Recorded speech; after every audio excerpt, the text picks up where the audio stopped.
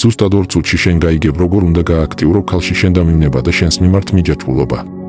მთელი შენი ცხოვრება შენ სულ ტყუილებს უსმენდი და მაგ ტყუილებზე გაქვს ჩამოყალიბებული შენი მსოფლმხედველობა. ქალები სულ იმას გეუბნებოდნენ და გიმტკიცებდნენ, რომ მათ სჭირდებათ კეთილი, სანდო და ერთგული ადამიანები. მაგრამ რატომღაც სულ სხვანაირ ადამიანებთან ერთად მიდიოდნენ ღამის კლუბში? ჩნდება კითხვა. ქალები ასე მასიურად რატომ და რისთვის დეკლარირებენ იმას, რომ მათ სჭირდებათ კეთილი მამაკაცები, ხოლო ირჩევენ ღიად ცინიკურ, ამპარტავან და მავნე მამაკაცებს? მოდით ჯერ იმით დავიწყოთ, რომ ქალმა შეიძლება ილაპარაკოს აბსოლუტურად ყველაფერი. და არანაირი მნიშვნელობა არ აქვს თუ რას გეუბნება ის. შესაბამისად ყურებს ფართოდ ნუ გაშლი და ნუ მოусმენ მას. იმიტომ რომ როდესაც საქმე მიდის პარტნიორის შერჩევის პროცესამდე, ქალი ეგრევე ივიწყებს იმას თუ რას ამბობდა გუშინ. და საქმეში ირთვება მისი ბიოლოგიური საწყისი, ტრიგერები, მისი ჰორმონების კონცენტრაცია, ფსიქოლოგიური ტრავმები და ნუ რომ გავამარტივოთ, ირთვება მისი ემოციები. თუ ქალმა დაიწყო შენთვის იმ ზღაპრის მოყოლა, რომ მას უნდა რომ შეხვდეს კეთილი პრინცი, უბრალოდ ვკითხე მისი ყოფილის შესახებ. როგორი ტიპის მამაკაცი აირჩია მან გუშინ? როგორი ტიპის მამაკაცზე იყო შეყვარებული ის ყველაზე მეტად? როგორი ტიპის მამაკაცის გამო განიცდი და დაშორებას ყველაზე მეტი ხანი? ხო და ზუსტად მასეთი მამაკაცი სჭირდება მას. მაგალითად, ერთი ქალი დრამატიზირებდა და განიცდიდა წლები იმ მამაკაცზე, რომელიც მას უბრალოდ აიგნორებდა. მეორე ქალი შეყვარებული იყო და განიცდიდა წლების განმავლობაში იმ მამაკაცზე, რომელმაც მას მისივე საუკეთესო დაქალთან უღალატა. მესამე კი წლების მანძილზე განიცდიდა იმ მამაკაცის გამო, რომელმაც ყველანაირი ახსნის გარეშე მიატოვა ის და გაქრა. და აქ სწორად უნდა მიხვდეთ, რომ როდესაც ქალები ამბობენ, რომ კეთილი და მზრუნველი მამაკაცი მინდაო, ისინი კი არ იტყუებიან, უბრალოდ მათ გულწრფელად სჯერათ მაგ ტყუილის. და უსვიკითხვა მაგავე ქალს თუ კეთილი და მზრუნველი გინდა, მაშინ რატომ ირჩევს საპირისპიროსო, უბრალოდ მხრებს აგიწევს და გეტყვის, რომ რავი, აი ასე მოხდა რა. ყველაფერი ხდება ცხოვრებაში.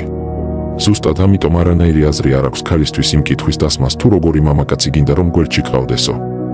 იმიტომ რომ ის გაახმოვანებს მხოლოდ იმას, რაც მისთვის თეორიულად სასიამოვნო იქნება და რაც თეორიულად მოეწონებოდა. და არა თუ იმას, რაც პრაქტიკაში იზიდავს მას და იწვევს მასში მაქსიმალურ ნებას. და ჩვენ მე მგონი უკვე კარგად ხვდებით იმას, რომ კარგი მამაკაცი პრაქტიკაში თითქმის ყოველთვის ქალისთვის მოსაწყენია. იმ ქალებს, რომლებიც ამბობთ, რომ კარგ და კეთილ მამაკაცზე მაქვს პრეტენზიაო, მინდა დაგისვათ ერთი უბრალო კითხვა. მზად ხართ, რომ მაგავე მამაკაცთან ერთად მოსაწყენ და რუტინულ გარემოში იცხოვროთ ბევრი წლების მანძილზე? და პრაქტიკაში ვლინდება, რომ უმეტეს შემთხვევაში არავინ არ არის მაგისთვის მზად. პარალელურად კი ამას ქალები არასდროს აღიარებენ. იმიტომ რომ იმის აღიარება, იმის თქმა, რომ შენ არაკეთილსინდისიერი მამაკაცები გიზიდავენ, სირცხვილია. ხო და გამოდის, რომ გარემო და მშობლები ქალს სთხოვენ, რომ მან რაღაც გააზრებული და პრაგმატული არჩევანი გააკეთოს. ხოლო მისი ინსტინქტები კი სთხოვენ საქანელებს. და შედეგად ვიღებთ იმას, რომ ქალი ამბობს, რომ ვაფასებ მზრუნველობას და ერთგულებასო. ერთი თვის შემდეგ კი იგივე ქალი ამბობს, რომ აი ეს კაცი მე უკვე 4 დღეა მაიგნორებს, მე მგონი ექსკლუზიურია, მე მგონი მიყვარსო. და ეს ყველაფერი ხშირად ხდება, როდესაც ქალი ამბობს, რომ სანდო მამაკაცი მჭირდებაო, მეორე შეხვედრაზევე მიდის მასთან სახლში. შემდეგ ეგ კაცი აორთქლდება, საერთოდ აღარ ეხმიანება, შემდეგ კი თავის დაქალს ეუბნება, რომ მე მგონი ეგ ჯემალი მაგარი კაცია და მიყვარსო. და ეს არის ერთი უბრალო დაკვირვება. რომ რაც უფრო ნაკლებად ხარ ქალით დაინტერესებული, მით უფრო ხმამაღლა ყვირის, რომ შენ მხოლოდ მისი ხარ და მას უყვარ ხარ. მე დარწმუნებული ვარ, რომ ეს ფენომენი აბსოლუტურად ყველა მამაკაცს შეხებია. შენ შეიძლება ნახევარი წელი სდიო ქალს საჩუქრები აჩუქო, ლამაზი და კრეატიული კომპლიმენტები შეაყარო, ხელის გულზე ტარების რიტუალებიც ჩაატარო. მაგრამ უყვარდება მას ის, ვინც მის მიწერილ მესიჯებსაც კი არ ხსნის. ვისი თითქმის ყველა ფოტოც ცალმხრივად აქვს დალაიქებული. როდესაც მზრუნველი და კარგი ბიჭი ყოველ დილას წერს მას დილამშვიდობისა ლამაზო გოგონავ, როგორ გეძინაო? ის მშრალად პასუხობს მას, რავი კარგადო. ხოლო როდესაც ვიღაც ფსიქოპატი მას დღეების მანძილზე არ პასუხობს, ის თავის დაქალს ურეკავს და ეუბნება, რომ მე მგონი ჩვენ შორის რაღაც კარმული კავშირი შედგაო. მოკლედ, ქალთა სრული უმრავლესობისთვის სიყვარული არ არის რაიმე გააზრებული და პრაგმატული არჩევანი. მათი ეგ შეყვარებულობა უბრალოდ დოფამინის სისტემის აქტივაციაა.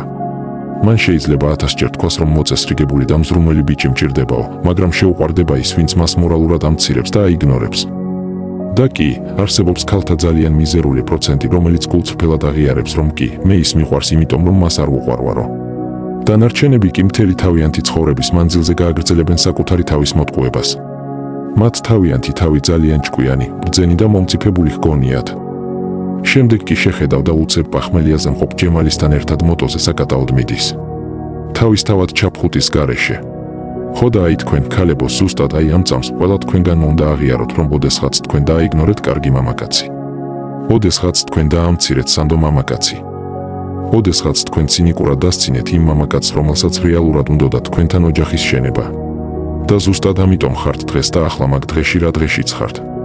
და რომც არ აღიაროთ ეს ყველაფერი საჯაროდ ძალიან კარგად ხვდებით თქვენივე თავებში რაზეც ვსაუბრობ. ეს არის ჟანრის კლასიკა რომ ვიღაც ფსიქოპატს კბილებით იცავ, ხოლო მოწესრიგებულ მამაკაცს აუფასურებ. ანუ ალმას შეეძებ დეფექტებს, ხოლო მძღნელში ოქროს. ანუ თუ ერთ მხარეს ინტელექტუალურად ბომჟი მამაკაცია, ხოლო მეორე მხარეს რეალურად ინტელიგენტი, ქალი ბომჟს ირჩევს. ეს ფენომენი მარტივად ახსნადია.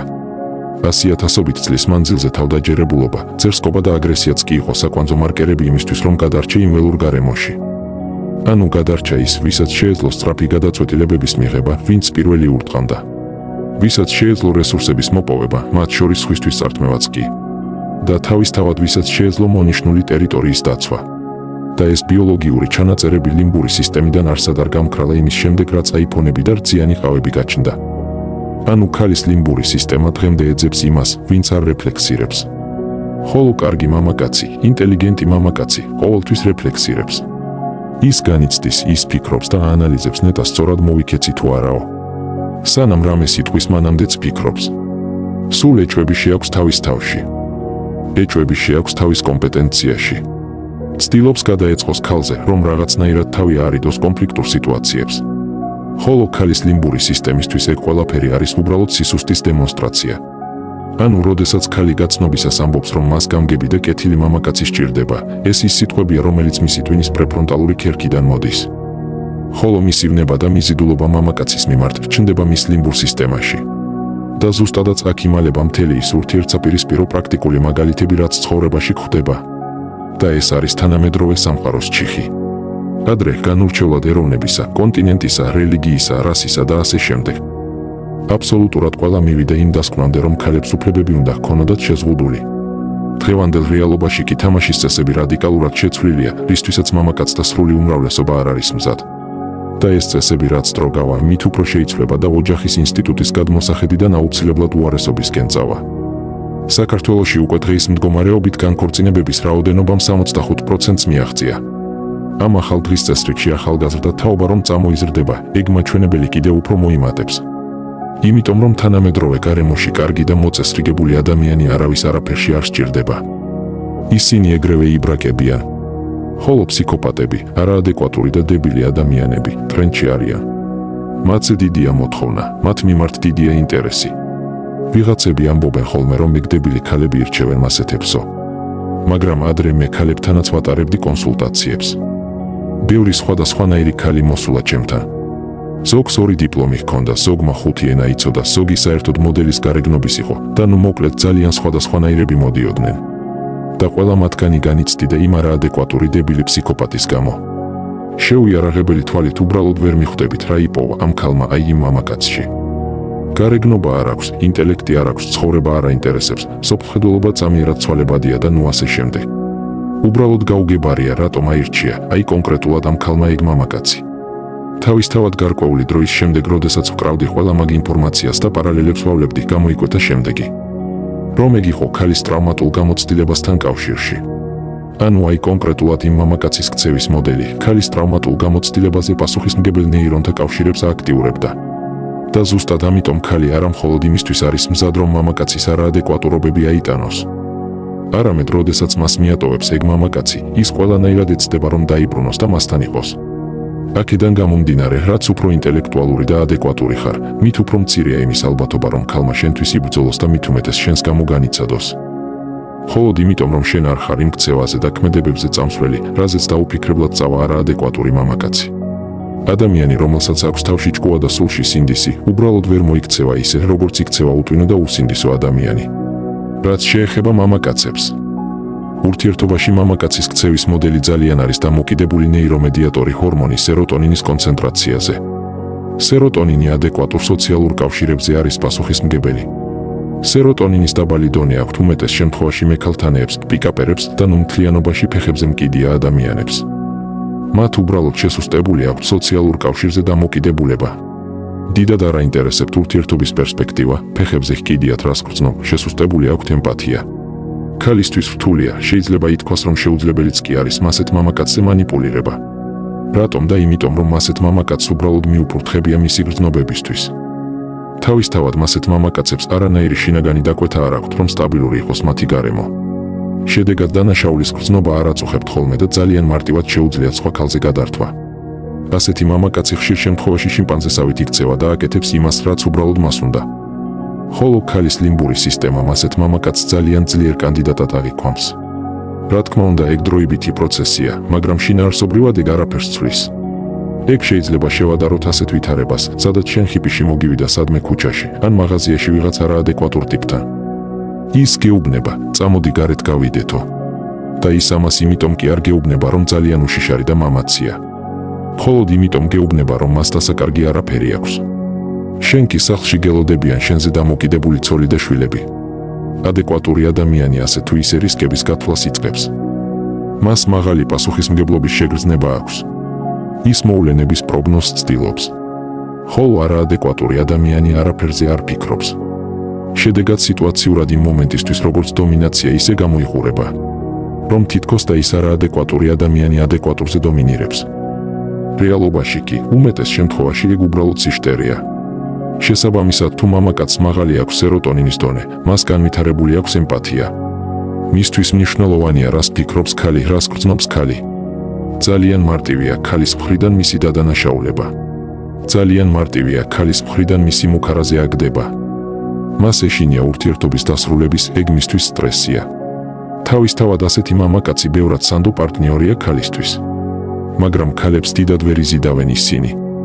იმიტომ რომ არ არის ემოციური საქანელები, არ არის არანაირი გამოწვევა, არ არის აი შფოთვითი მიჯაჭვულობა. ისინი არ ქმნიან ქაოსს, რასაც შემდეგ ქალის ტვინი კითხულობს როგორც დომინანტობას. მთელი პრობლემაც იმაშია, რომ როდესაც მამაკაცი გაწონასწორებულია და სტაბილურია, ქალში არ ირთვება დაჯილდოების სისტემა, არ ირთვება დოფამინის სისტემა. აქედან დასკვნა, ჯანმრთელი მამაკაცი ტრავმატულ ქალთან გრძელვადიან დისტანციაზე ყოველთვის წაგებული რჩება. ჯანმრთელი მამაკაცი არაადეკვატურ მამაკაცთან კონკურენციაში აგებს. იმის მიუხედავადაც კი, რომ ძალიან ბევრ პარამეტრში სჯობნის მას. იმიტომ რომ ქალს იზიდავს ის, ვინც არ იღებს მისგან ნებართვას თავისი მამაკაცურობის დემონსტრაციისთვის. იზიდავს ის, ვისაც არ ეშინია, რომ მას დაადანაშაულებენ. ანუ ის კი არ იზიდავს, ვინც 7 ჯერ გაზომავს და ერთხელ გაჭრის. არა, უბრალოდ ის იზიდავს, ვინც ეგრევე გაჭრის. პირადად მე თავისთავად არ მეყოლება ასეთი მეგობარი ან ძმაკაცი. მე ამ ეტაპზე 3 შვილი მყავს და არ მინდა, რომ რომელიმე ჩემი შვილი გაიზარდოს მასეთი. ზუსტად მაგიტომ ვცდილობ მათთვის პირველ რიგში ადამიანურობის სწავლებას. კი, ფსიქოპატი უფრო მეტად იზიდავს ქალებს. არაადეკვატურ მამაკაცს ბევრად მარტივად შეუძლია ქალის მეხსიერებაში სამუდამო ემოციური კვალის დატოვება. მაგრამ ნორმალური ურთიერთობის შენება მას ვერ შეუძლია. არა მხოლოდ ქალთან, ზოგადად მეგობრობაც კი არ შეუძლია. აქედანვე მინდა ასეთ ბიჭებს მივმართო, რომლებიც მაგარა ადამიანურ გზაზე დგებიან იმისთვის, რომ ქალებს თავი მოაწონონ. ის, რასაც შენ აკეთებ, მოკლე დისტანციაზე მუშაობს. და კი, სიამოვნებას იღებ მაგ პროცესით. მაგრამ ფაქტი ის არის, რომ შენ გრძელ დისტანციაზე ადამიანურობას კარგავ და ძალიან სუსტდები. შენ უბრალოდ სიმულირებ ძალას, რომელიც შენ არ გაგაჩნია. შენ არ ხარ არანაირი ალფა მამრი. შენ უბრალოდ შენი სინდისი გათიშე და შედარებით უფრო ნაგლი და ცინიკური გახდი. შენ შენივე ხელით, შენივე თავი ცხოველურ საწყისამდე დაგყავს, სადაც მამაკაცურობა იზომება სახეზე წვერით, ტანზე კუნთებით, სულში უსინდისობით, პრაქტიკაში კი ქალების რაოდენობით. ქალების ფსიქოლოგებიც პლუს-მინუს იგივეს ეუბნებიან მათ, რომ ქალი არ უნდა იყოს მორჩილი და კომფორტული. კი ბატონო, მოკლე დისტანციაზე მაგ ქალური ახირებებით მამაკაცისგან ყურადღებისა და საჩუქრების გამოწვევა შესაძლებელია კი. შემდეგ რა ხდება? ეგ სქემა მთელი ცხოვრება მასე რომ არ იმუშავებს, მე მგონი ყველასთვის გასაგები უნდა იყოს. შესაბამისად შენ, ჩემო ლამაზო, მომავალში ისევ ცარიელი დარჩები. ეგ არის მომთაბარი სქემა, რომელიც გამოიქცა, მიიღო თავისი და მერე სხვაგან გაიქცა. რისთვის ვამბობ ამ ყველაფერს და იმისთვის, რომ აი ის ალფა მამრის და ალფა მდედრის იმიჯი არის ინტერნეტის მეშვეობით შექმნილი სიყალბე. ეგ ყველაფერი შეიძლება თქვენს სტორებზე ძალიან ეფექტურად გამოიყურებოდეს, მაგრამ რეალურ ცხოვრებაში ეგ ეგრე არ მუშაობს. ალფა მამრის ნიღბით შეფუთულ მექალთან ეს არ აქვს არანაირი პრობლემა ქალებთან, იმიტომ რომ მას არ აქვს რეალური ურთიერთობა. მას არ ჰყავს ოჯახი, მას მხოლოდ გაგულავება შეუძლია. აი გაიგულავებს და შემდეგ გაიქცევა და TikTok-ზე ვიდეოს ჩაწერს ქალის ბუნების შესახებ. მოკლედ იმისთვის რომ მოირგო ალფა-მამრის სტატუსი, უნდა დაემშვიდობო სინდის და TikTok-ზე აკაუნტი უნდა შექმნა. როდესაც 20 წლის ბიჭ უნახარ, მაგ დროს შეიძლება ეგ ყველაფერი ძალიან ძერსკულად გამოიყურებოდეს. როდესაც 30-ის გახდები, შეიძლება სახალისო იყოს. მაგრამ 40-ის შემდეგ ღამის კლუბში მყოფი ბებოსავით იქნები. მოკლედ თუ ქალი გეუბნება რომ მას კეთილი და სანდო მამაკაცი სჭირდება, უბრალოდ ვკითხე ბოლოს როდის განიცადა კეთილი და სანდო მამაკაცის გამო რომელმაც მას რატომღაც ყურადღება არ მიაქცია და დაელოდე მის პასუხს. მერწმუნე რომ ძალიან დიდი ხანი მოგიწევს ლოდინი. ეს არის ყველაზე მარტივი მეთოდი, რომელიც პირველივე რაუნდში ანოკაუტებს პრობლემურ ქალთა 99%-ს. ეს არის ყველაზე მარტივი ფილტრი, რომლითაც თავიდანვე შეგიძლია მიხვდე ძალიან ბევრ რამეს ქალის შესახებ. თუ რა თქმა უნდა გაქვს შემეცნებული და ხურული ვიდეო კურსი ყველაფერი ქალების შესახებ. და უკვე ზეპირად იცი ქალთა ფსიქოტიპები და მათი ქცევის მოდელი. ბევრ მამაკაცთან კარგი ბიჭი უნდა რომ იყოს და თან რომ ქალსაც იზიდავდეს. მაგრამ ეგ ეგრე არ მუშაობს. სანამ შენ აანალიზებ შენი ქცევის სტრატეგიას, ფსიქოპატმა უკვე მას ნომერიც გამოართვა და წაიყვანა კიდევაც მანქანით სასეირნოდ. იმიტომ კი არა რომ ის ძლიერია, უბრალოდ იმიტომ რომ მას ყველაფერი ფეხებზე ჰკიდია. და როგორც წესია მამაკაცის ეგ ფეხებზე მკიდიას აურა, ქალისთვის გამოიყურება და შეიგრძნება როგორც დომინანტობა. შესაბამისად მაგის იმიტირება შეუძლებელია. მე ძალიან ბევრი ქალისგან მსმენია რომ ახალგაზრდა და შტერუკა ვიყავი და მაგიტომ შემიყვარდა აი ის არაადეკვატური ტიპიო. არა ჩემო საყვარელო, შენ ზუსტადაც მაშინ გამოაჩინე შენი რეალური შინაარსი და შინაგანი დაკვეთები. ხოლო შტერულად კი ახლა იქცევი, როდესაც თავსაც იტყუებ და ჩემს მოტყუებასაც რომ ვცდილობ.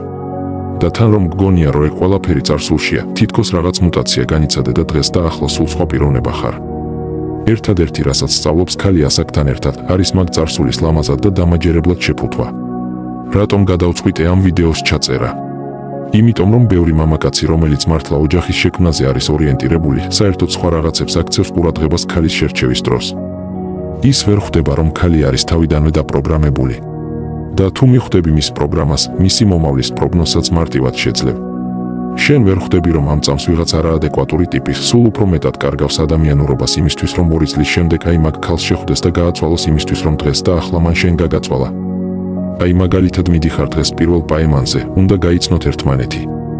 სინამდვილეში, ობიექტურად უკვე მაგ სტადიაზეც კი სრულიად გასაგებია რა იქნება მომავალში. ეგ გაწერილი სცენარივით არის. დღეს და ახლა ეგ ყველაფერი აღარ არის უკვე არაპროგნოზირებადი. მაგალითად თუ ქალს რაღაც ავადმყოფური ურთიერთობის გამოცდილება ჰქონდა, კი ის დღეს და ახლა ეცდება რომ ნორმალური ურთიერთობა ჰქონდეს ვინმე ნორმალურ მამაკაცთან. მაგრამ ეგ დროებითია. იმიტომ რომ მას წარსულში შემთხვევით არ აურჩევია ის მამაკაცი, როგორც ის საკუთარ თავსაც უფუთავს და შენც კი ფუთავს სწორად შერჩეული სიტყვების მეშვეობით. უბრალოდ მისი მაგ ფსიქიკური აშლილობის გამწვავების ფაზიდან ისევ რემისიის ფაზაში შევიდა. და ეგ დროებითია. მომავალში ის აუცილებლად ისევ გაამწვავებს. შესაბამისად ის შენთან დროებით არის. თავისთავად გაცნობის სტადიაზე ის ძალიან სწორ პასუხებს გაგცემს, ძალიან კარგ შთაბეჭდილებას დატოვებს. ძალიან ჭკვიანის ერთგულის და მოსიყვარულეს შთაბეჭდილებასაც კი დაგიტოვებს. მაგრამ შენ არ უნდა მოიტყუო თავი და არ უნდა ენდო მაგ ილუზიებს. აუცილებლად ძალიან დეტალურად უნდა გაანალიზო მისი წარსული ურთიერთობა. მამაკაცთა უმრავლესობა კი არაფერ დიდ მნიშვნელობას არ ანიჭებს ქალის წარსულს. ოჯახურ ურთიერთობაში ქალის მხრიდან თითქმის ყველა ღალატის უკან დგას ქალისვე წარსული. სადაც ვიღაც არაადეკვატური მამაკაცი უყვარდა და წლები განიცდიდა მის გამო. რომელმაც ეგ ქალი მიატოვა, ან უღალატა, ან 10 ჯერ დაშორდნენ და შერიგდნენ, ან რაღაც მაგვარი სანტა-ბარბარა იყო. ამ ყველაფრის შემდეგ შენ გაიცანი ქალი, შეიძლება საქმის კურსშიც კი არ ხარ მაგ ყველაფრის დაგიმალა ქალმა. იმიტომ რომ არ იცი როგორ უნდა გახსნა ქალი. უცებ შეყვარებულობანები დაიწყეთ, ძალიან სწრაფად განვითარდა ყველაფერი, ოჯახი შექმენით, შვილები გეყოლათ. გადის რამდენიმე წელი და უცებ იგებ რომ ქალმა გიღალატა. შენ კი ბრაზდები, მაგრამ საქმე იმაშია რომ ის მასე იყო დაპროგრამებული, მას სხვანაირად არც შეეძლო. არანაირი შანსი არ არსებობდა იმისა რომ შენი ისტორია სხვანაირად განვითარდებოდა. ზუსტად ამიტომ თავში უნდა მიაქციო ყურადღება მაგ ყველაფერს. გეტყვით ახლა რაშიცაა საქმე. დღევანდელ რეალობაში თითქმის ყველა ქალი რა რაოდენობის ლაიქებსაც ფლობს სოციალურ ქსელში, რა რაოდენობის შემოთავაზებებიც მოსდის ინბოქსში მამაკაცების მხრიდან. თუ მოინდომა ქალმა, მაგ მამაკაცებს შორის მაქსიმუმ 1 თვეში იპოვის ნორმალურს, ადეკვატურს, რომ მასთან შემოქმედებითი ოჯახი შექმნას. მაგრამ რატომღაც ეგეთი მამაკაცი არ არსებობს, არც 9 წლის შემდეგ, არც 1 და არც 2 წლის შემდეგ. ჩნდება კითხვა, რატომ არ არსებობს? იმიტომ რომ სულ სხვა რამეს ეძებს ქალი. იმიტომ რომ ფსიქოპათს ეძებს ქალი, რომელიც დილას მას დაუღრიალებს ხოლმე, საღამოს კი ჭკვიანურ პოდკასტებს მოусმენს ადეკვატურობის შესახებ. იმიტომ რომ მას კარგი ურთიერთობა არ უნდა, ის უბრალოდ ცუდ ბიჭს ეძებს, რომელიც კარგი იქნება. მაგრამ ეგრე არ ხდება. შემდეგ კი ქალებისგან ვისმენთ, რომ მე უბრალოდ ჯერ არ შემხვდა, აი ის ჩემი ადამიანი. რა თქმა უნდა არ შეგვხვდებოდა, იმიტომ რომ ეგეთი მუტანტი არ არსებობს. იმიტომ რომ ეგ არის შენი არაადეკვატური სურვილი, რომ რეალობა დაინახო ისეთი, როგორიც შენ გინდა რომ იყოს. და თავისთავად არ გინდა ისეთის დანახვა, როგორიც არის სინამდვილეში. შემდეგ კი მიდიხარ ფსიქოლოგთან ჯდები და ეუბნები მას, რომ მე ისეთს არ ვირჩევ, როგორიც სინამდვილეში მინდაო. მაგრამ რეალობა ის არის, რომ ზუსტადაც იმათ ირჩევ, ვინც გინდა. ვისაც შეუძლია შენში მადლომკების გამოწვევა. ზუსტად ამიტომ, საუბრობ ამაზე ისე, თითქოს ეს რაიმე სიტუაციური შეცდომა იყოს. იმიტომ რომ ზუსტად მასეთ მამაკაცს ეძებდი, ზუსტად მასეთივე პათოლოგიებისა და დიაგნოზის მქონე მამაკაცს ეძებდი და მაგიტომაც დაიწყე მასთან ურთიერთობა. ერთხელ და საბოლოოდ აღიარე ეს შენივე თავთან. შენ არ ირჩევ გაწონასწორებულ და სანდო მამაკაცს, იმიტომ რომ შემდეგ ბალიშს ვეღარ ჩაიხუტები ცრემლიანი თვალებით, რაც შინაგანად გჭირდება ხოლმე. შენ მეუბნები, რომ უბრალოდ არ გამიმართლაო. მაგრამ მაგის შემდეგაც მაინც ისე აწყობ შენს მარშრუტს, რომ ბოლოში ისევ ვიღაც ქარიზმატული ნარცისი გელოდება. გინდა გითხრა, თუ რატომ აგრძელებ დღემდე იმ სისულელისთვის დაჯერებას, რომ აი იქ სადღაც მომავალში შენ შეხვდები აი იმ შენს ადამიანს. იმიტომ რომ ეგ ილუზია შენ გეხმარება იმაში, რომ მეტად არ გაიზარდო და თვალები არ გაუსწორო ობიექტურ რეალობას. სიმართლისთვის თვალის გასწორება მტკივნეულია. ხოლო იმ ზღაპრული მომავლის მოლოდინი კი სასიამოვნოა, რომელიც თავისთავად რეალობაში არასდროს განხორციელდება. მაგრამ თუ შენი ცხოვრების შეცვლა გინდა, მოგიწევს ამ რეალობისთვის თვალის გასწორება და საკუთარი თავისთვის აღიარება. აღიარება იმისა, რომ შენ უბრალოდ მუტანტს ეძებ. და მე ბევრჯერ მსმენია მაგ ლეგენდის შესახებ, რომ აი ის ქალი ძალიან ლამაზია, ძალიან ჭკვიანია, მაგრამ ვერა და ვერ შეხვდა აი იმ თავის ადამიანს. რას მელაპარაკებით? მას მამაკაცთა რიგი უდგას. პრობლემა იმაში კი არ არის, რომ მას არ შეუძლია. იმაშია, რომ უბრალოდ არ უნდა ნორმალური ურთიერთობა. ეგ შეიძლება მამაკაცმა დახარჯოს 1 და 2 წელი ნორმალური ქალის ძიებაში. იმიტომ რომ მას დღეში 3 ლაიქი აქვს ფოტოზე. ქალს კი 200. მის ინბოქსში ისეთები ხდება, რომ თვალები წინ და უკან გაურბის. მას ვერ გაუგია დღეს ვის მიწეროს. ერთ თვეში უკვე იმხელა რიგი დგას ქალის ინბოქსში, რომ ბოლო არ აქვს. ყველასთვის პასუხის გაცემა ფიზიკურად შეუძლებელია. და ანუ მაგდენი ადამიანიდან ერთი ნორმალური და მეოჯახე ვერ იპოვა, ხო? რა თქმა უნდა ტყუილია ეგ. ამის დაკომენტარებაც კი არასერიოზულია. ამ ვიდეოს დასასრულისკენ კი მოდით ყველაზე გავრცელებულ კითხვებს გავცემ პასუხს. შეუძლია თუ არა ქალს რომ შეუყვარდეს კეთილი და პატიოსანი მამაკაცი? იმისთვის რომ გავცეთ ამ კითხვაზე პასუხი, ჯერ სიკეთე და შეყვარებულობა ორ სხვადასხვა კატეგორიად უნდა დავყოთ. სიკეთე გადის მორალურ კატეგორიაში, შეყვარებულობა დავნება კი ბიოლოგიურში. შესაბამისად მამაკაცის შეყვარება, იმიტომ რომ ის კეთილი და პატიოსანია, ქალისთვის უბრალოდ ტექნიკურად შეუძლებელია. ეგეთები მხოლოდ ფილმებში და ზღაპრებში ხდება. ზუსტად ამიტომ მხოლოდ კეთილმა და პატიოსანმა, გამოსადეგმა ქალმა შეიძლება აგირჩიოს შენ იმის გამო, რომ შენც კეთილი და პატიოსანი ხარ.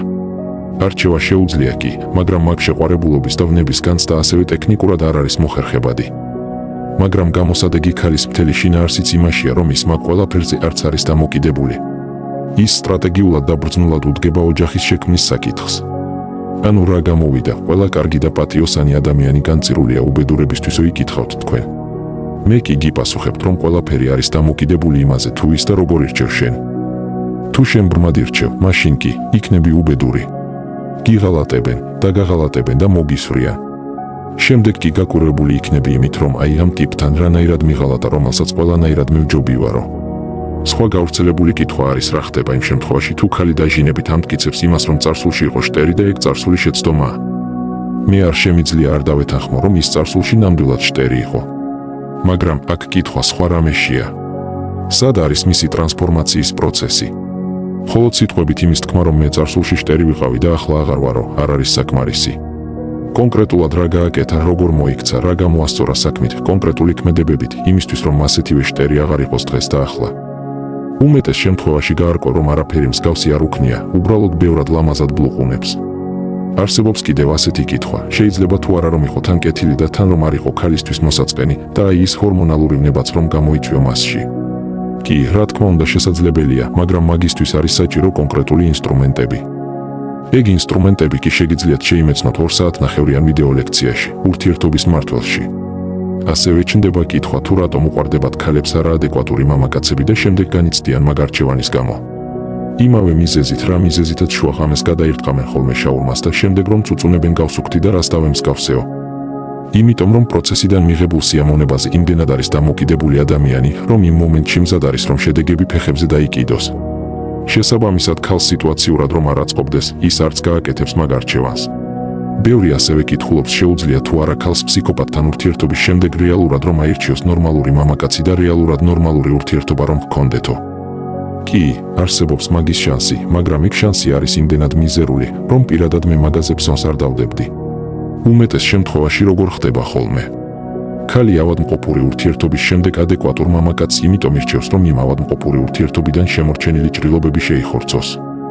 როგორც კი შეიხორცებს, მოსწინდება შენთან და ახალი ჭრილობების მიღება მოუნდება. ჯემალი კი ყოველთვის მზად არის მის დასახვედრად. ასევე ცოტა შტერული კითხვებიც უჩნდებათ მამაკაცებს. როგორ აუხსნა ქალს, რომ მე სუსტი კი არ ვარ, უბრალოდ არ მინდა რომ ვიყო ცუდი ბიჭი და ცუდად რომ მოვექცე მას. რომ მე უბრალოდ კეთილი ვარ და ეგ არის ჩემი ცხოვრებისეული დევიზი.